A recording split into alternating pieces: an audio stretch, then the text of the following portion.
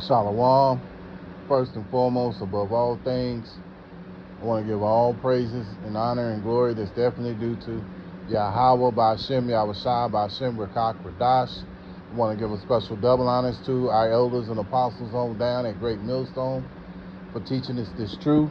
And peace and salutations to the elect. May the blessing of election be upon your household, on you sincere brothers and you sisters out there that listen and take heed to the true doctrine of Yahawah Bahashem Yahawashi, spoken by his servants, the prophets. To you, I want to say Shalom. And I'm back again with another video. And Lord willing, I hope and pray that this will be edifying. So, every day that we, that Yahawah Bahashem Yahawashi is allowing us to have, because we know every day Yahawah Bahashem Yahawashi passes judgment. So every day that we get here, to wake up every day, day by day, it's a blessing from Yahawah Bahashem Yahawashi. It's also a chance for us to work on ourselves and to build in this truth and knowledge, man, because the day of the Lord is going to come. And when it happens, a lot of you Israelites are going to be caught off guard with it, man, So now is the time to work on yourselves, 1 Thessalonians chapter 5 and verse 1. But of the times, the seasons, brethren, ye have no need that I write unto you, for yourselves perfectly know that the day of the Lord Yahawah Bahashem Yahawashi so cometh as a thief in the night. Verse 3. For when they shall say peace and safety, then sudden destruction cometh upon them as travail upon a woman with a child, and they shall not escape. So, the day of the Lord is going to come swiftly, like a thief in the night. And so, the wisdom and knowledge that we have been,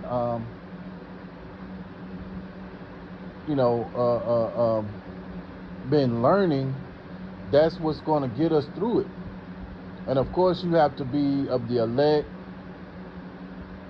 You have to have faith, because those are the things. And, of course, on top of all things, you're going to have the spirit of Yahawah Bahashem Yahawashi working with you to get through that time. And it's going to be a time like no other, man.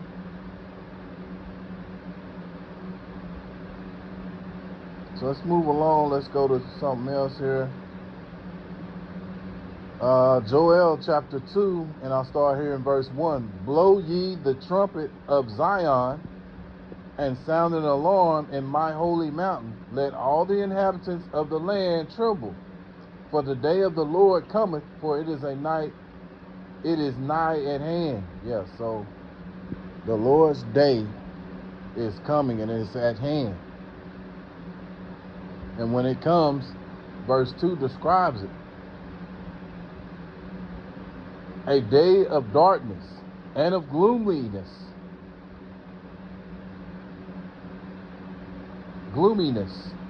A day of clouds and of thick darkness, and the morning spread upon the mountains, a great people and a strong there have not been ever like, neither shall be any more after it, even to the years of many generations. Yes, so that time is going to come. It's going to be a time like no other. A time of darkness, because what's going to happen is a lot of these nations who are realizing that, Babylon is run by devils, and these devils have been controlling over the earth. And so they're going to get fed up with the whore that's spoken of, I believe it's in Revelation 17. And so they're going to, send those ICBM missiles over here to Babylon, aka America. And so it's going to be that dark, and those missiles are going to make it very dark, very gloomy, so dark and gloomy you won't be able to see the sun,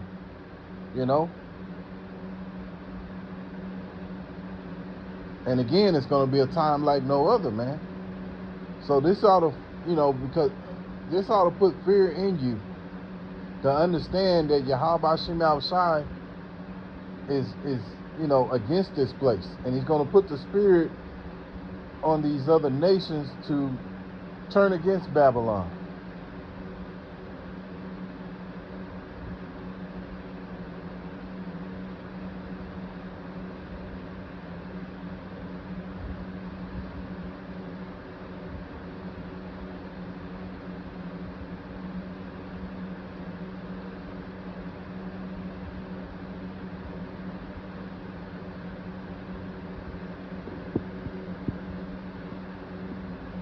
Amos chapter 5 and verse 18. Woe unto you that desire the day of the Lord Yahawah Bahashem Yahawashi. To what end is it for you? The day of the Lord is darkness and not light. Yeah, again, so that backs up what Joel chapter 2 and verse 3 is saying. What's that?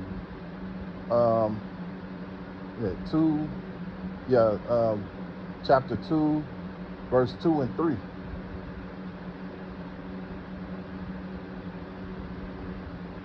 Verse 19, as if a man did flee from a lion, and a bear met him, and went into the house, and leaned his hand on the wall, and a serpent bit him. Yeah, so in that time, a man's going to be fleeing, and it's going to be one calamity after another. He gets out of one calamity, here comes another one. And that's what's going to be faced here in Babylon for these wicked people who are out here that Yahawah Bahashem Yahawashi plans to destroy. So when you go into verse 19, basically it's just describing a calamity, one calamity after another. Just say, for instance, you flee from a lion, and then a bear comes at you. You get into a shelter, a place of shelter. You lean your hand against the wall and get bit by a snake. So it's going to be one catastrophe after another, man. And if Yahawah Bahashem Yahawashi is not with you, then you're through. Just that simple.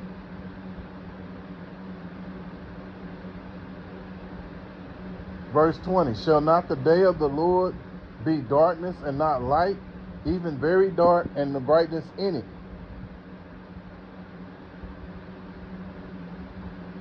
Yeah, so the Lord is going to come with great anger, and he's going to put that spirit of wrath upon these other nations to attack Babylon, man.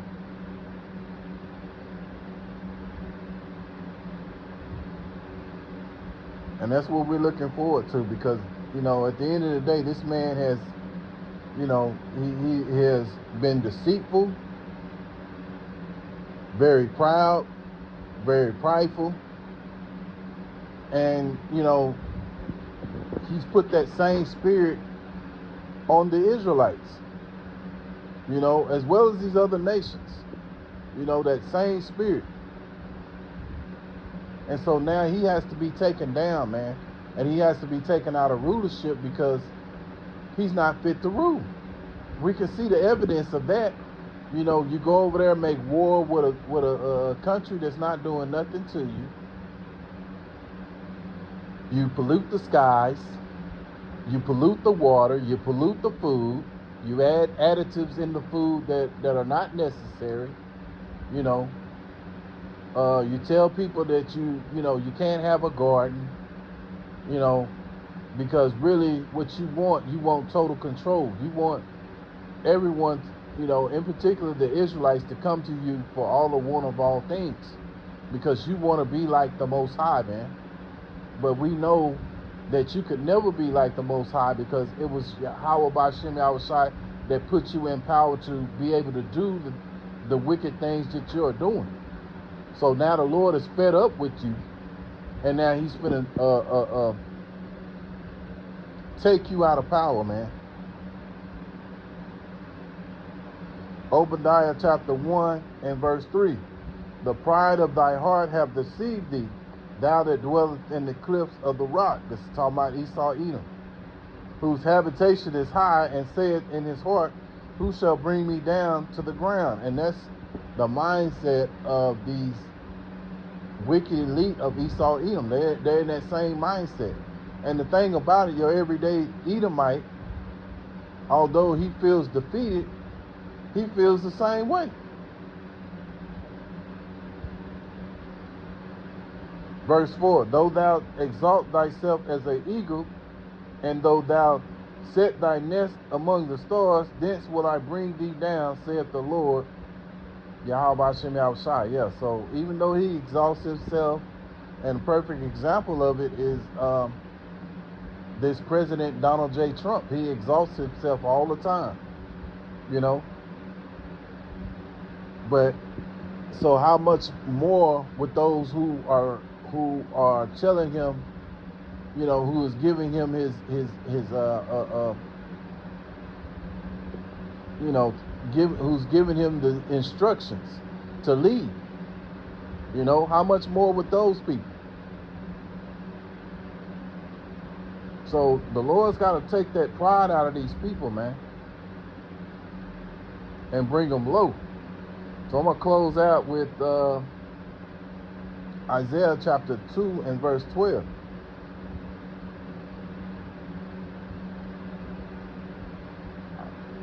For the day of the Lord Yahawah Bahashem Yahawashi of hosts shall be upon everyone that is proud and lofty, and upon everyone that is lifted up he shall be brought low. Yeah. So it's not only going to apply to you, Esau, Edom, but it's also going to apply to the Lord's people, the 2/3 of Israel, because they're in that same spirit. See, they have learned the ways of the heathen, and being that they have been learned the ways of the heathen, they're in that same spirit. You know, they're proud, they're lofty, very prideful, and feel lifted up. But see, Yahawah Bahashem Yahawashi is going to bring you Israelites low, because that's not the spirit he wants you to be in. He wants us to be in a spirit of being humble, you know, being humble. Not in the spirit of loftiness, you know. That's the same spirit that Esau is in, and he's going to be brought low. And again, you Israelites are going to get caught up in it too, man. You know, and this is why, you know, total destruction has to come to this place. And the more and more that we're blessed to you know, that Yahawah Bahashem Yahawashi continues to put the spirit on us, you know, the more and more every day that we wake up, we understand why this place has to be completely destroyed, man. You know, and made a reminder of what happens when pride and wickedness and proudness and loftiness happens.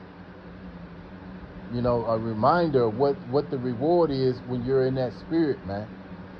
So Lord willing, I hope and pray that this was an edifying lesson. Once again, I'm going to give all praises and all honor and glory to Yahawah Bahashem Yahawashi Bahashem Rakah Kodash. Till the next time, Lord willing, I'll say Shalom.